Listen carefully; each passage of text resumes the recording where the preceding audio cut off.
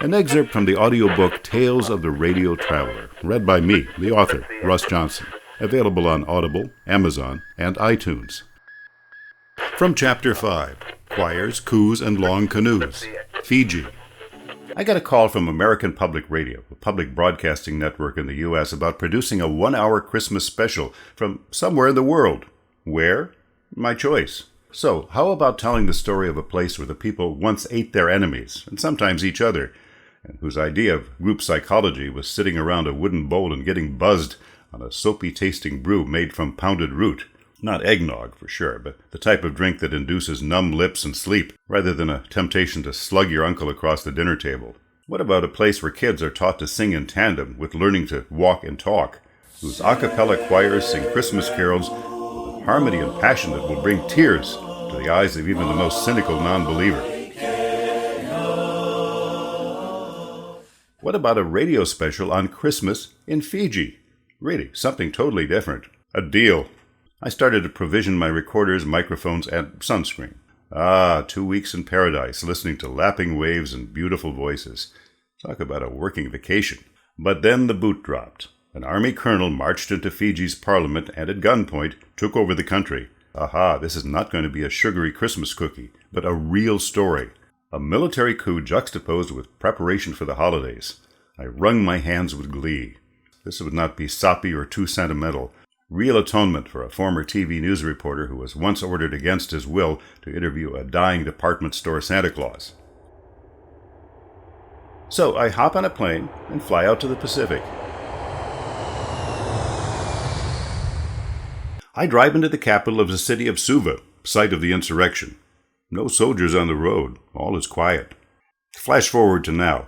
Fiji today is roughly half native Fijian, and now about 40% ethnic Indian, as many have left, soured by coups and ethnic political battles. When I first arrived in 1987, the Indian population, born of the workers the British had imported to labor in the sugarcane fields, had become Fiji's ethnic majority, and had also won a majority in parliament. That was simply not acceptable to the country's Fiji for the Fijians faction, led by one Colonel Sitiveni Rambuka, who led a native band of islanders to stage a coup. Australian tabloids offered their own stories. One was that the American CIA was behind it, that some journeyman plumbers from the Watergate era, men who had committed the political espionage that brought down Richard Nixon, had set up shop, and that the coup was not staged by locals, but by paratroopers from Camp Lejeune, North Carolina, posing as Fijians. One Aussie broadside showed Fijian soldiers posed on tanks, not revealing that the pictures were actually taken in Israel, where Fijians were serving as UN troops. The only public incident that took place while I was there was when 2 drunk Fijians clambered to the roof of the Fiji Regent Hotel during curfew and yelled to the tourists below, "We're going to eat you!"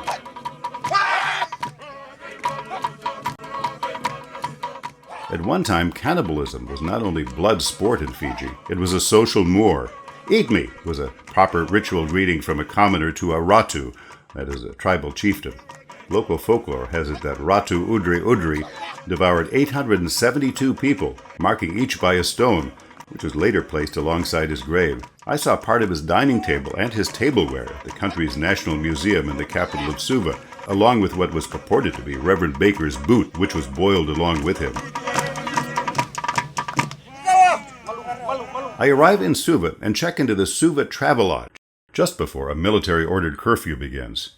The hotel is a local tourist attraction even for people who don't stay there. They come from all over to take a turn around what was Fiji's only revolving door.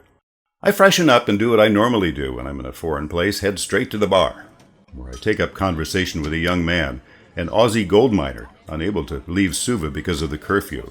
Joining me at the bar are staff of the British High Command, who had just been given their marching orders, as the Queen, probably waving her hanky and saying ta-ta, had just dismissed Fiji from the Commonwealth. They are packed and ready to leave the next morning.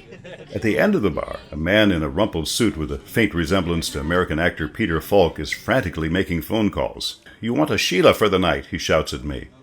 David, who handed me his card confirming his position as the Australian sales representative for a German heavy artillery manufacturer, was trying to round up female companionship for anyone interested. I pass on his offer. Next to him was another Aussie, who told me he was some sort of business consultant. He spoke mostly in non-declarative sentences, weasel words. My imagination told me he was a spy, but logic suggested he might be a punter with a barroom education. David swears and slams down the phone. No warm body will lie next to him tonight. He will dine at a large table with me, the punter, the gold miner, and 2 female British bureaucrats. Now, David clearly does not like me, probably regarding me as a snob for turning down his offer. Or maybe because I'm an American who can't match his Aussie swagger.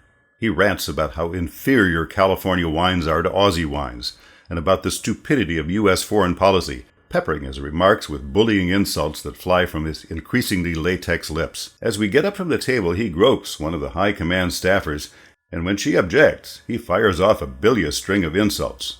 A hotel employee tries to restrain him. David resists before he is wrestled to the floor.